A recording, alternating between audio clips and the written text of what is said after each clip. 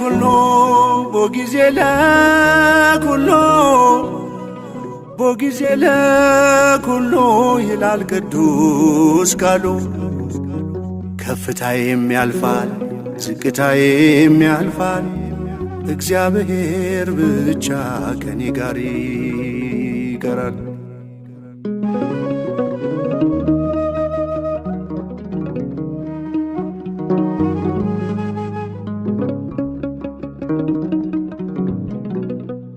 የደስታ የምንጩ ሳዝን መጽናኛዬ፣ በበረዶ ሙቀት በሐሩር ጥላዬ፣ ሞልቶልሃል ብሎ ጎድሎብሃል ብሎ ፊቱ አይለወጥም ያኖረኛል ችሎ።